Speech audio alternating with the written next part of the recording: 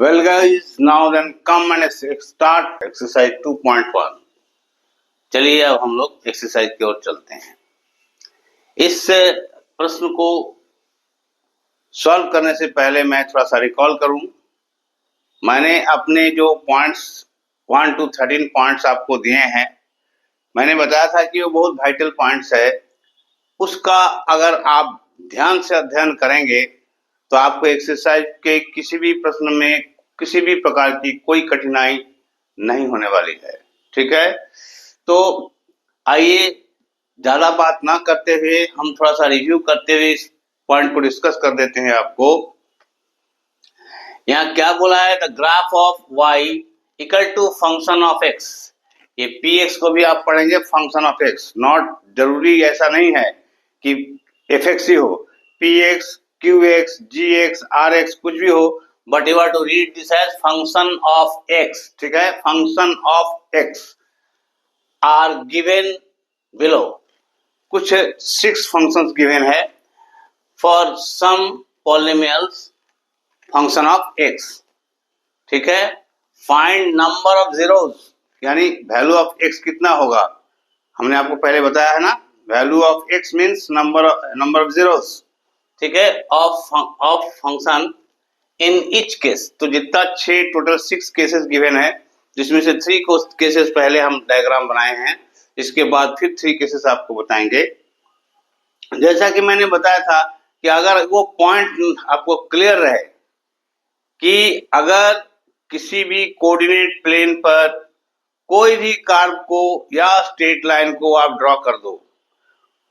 Coordinate plane क्या होता है, एक्स एक्सिस और वाई एक्सिस अगर आप ड्रॉ कर दिए किसी प्लेन सरफेस पर, तो इस प्लेन सरफेस को आप कोऑर्डिनेट प्लेन कहते हैं। ठीक है, तो इस पर ज्यादा चर्चा ना करते हुए मैं सिर्फ इतना बताता हूं, x axis is the line horizontal to the earth crust and y axis is the vertical line over it। vertical line उसे कहते हैं जो लाइन अपने बेस पर 90 डिग्री बना के रहे, यानी ये एंगल चारों जो है ये 90 डिग्री होगा इन ऑल केसेस। ठीक है, तो ये हुआ आपका छोटा मोटा इंफॉर्मेशन। फिर हम कोऑर्डिनेट ज्योमेट्री में जब आएंगे तो हम आपको इस एक्सिस के बारे में थोड़ा सा और इलाबोरेट कंसेप्ट देंगे, अभी इतना ही काफी है।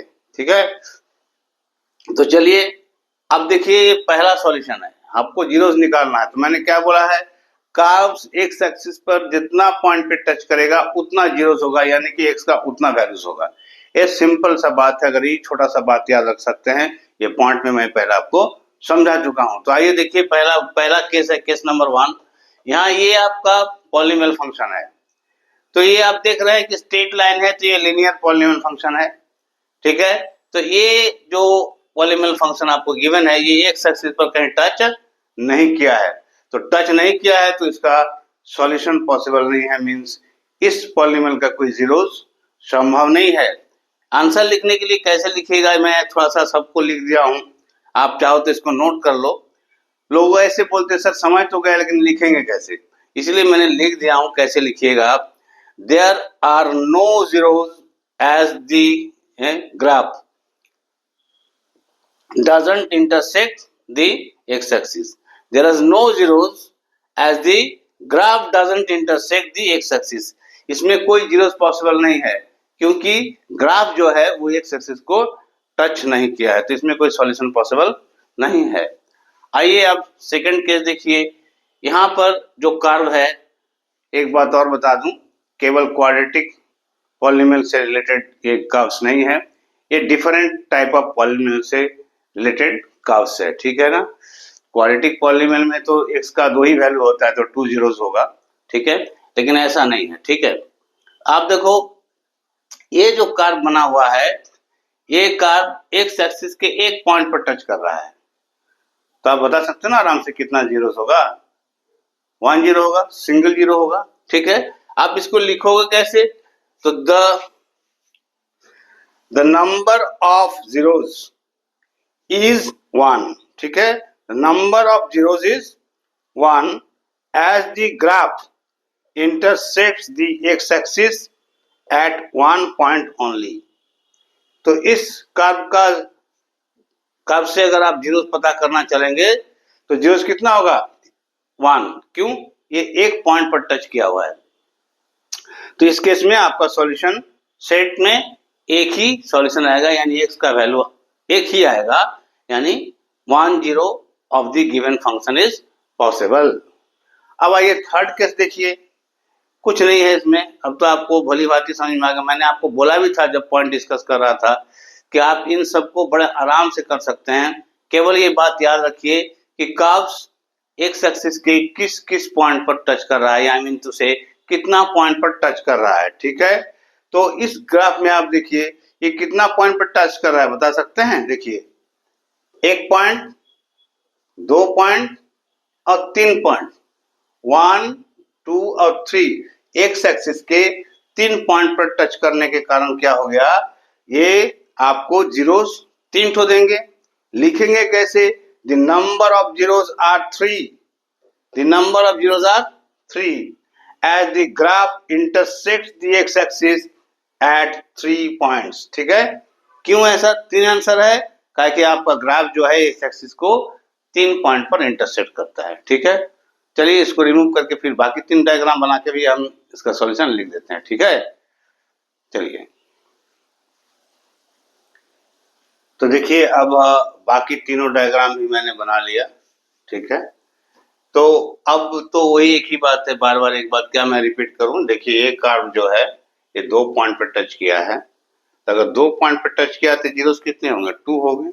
The number of zeros are 2 as the graph intersects at 2 points in x axis, ठीक है, x axis.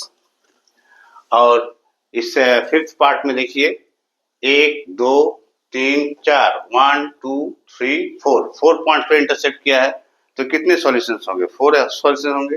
The number of zeros are 4 as the graph intersects the x axis at 4 points only, ठीक है। और यहाँ ये 1 2 और 3 point पर intersect कर रहा है, तो इसमें कितना सॉल्यूशन होंगे? 3 होंगे। तो ये हो गया the number of zeros are 3 at the as the graph intersects the x axis at 3 different points, ठीक है ना।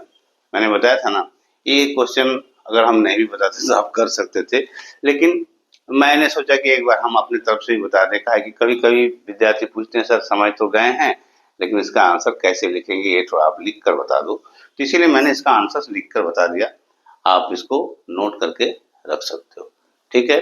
इस प्रकार आपके एक्सरसाइज 2.1 में इतना ही क्वेश्चन है और इसके बाद ये एक्सरसाइज खत्म होता है, ठीक है। तो चलिए आप इसके आगे वाले एक्सरसाइज में और सारा पॉइंट्स को रिकॉल करिए। एक बार थोड़ा पॉइंट्स को रिकॉल करके बैठिएगा मेरे क्लास में, आई मीन 2.2 एक्सरसाइज जब स्टार्ट करेंगे तो आपको देखिएगा आराम से सब बात फटाफट समझ में आ जाएगा, ठीक है। चलिए।